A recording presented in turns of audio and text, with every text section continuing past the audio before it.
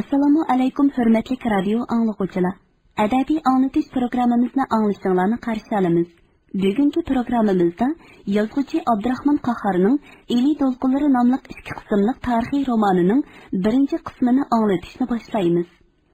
Ajab bir zamon bo'ldi. Olam chirgilay deydi.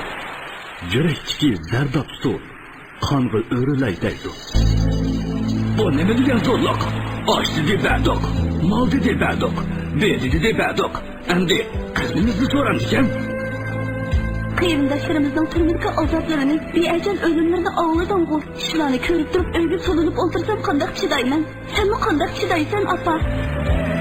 Bu bizning beshimizga tushayotgan ko'pat emas. Yuzlab, minglab oilalarning beshiga tushayotgan ko'pat. Hukumat buning qaysi birini hal qilgan? Necha million muntazam armiyasi, zamonaviy qurol yarog'lari bor hukumat. Bu ishga qarab turamdi.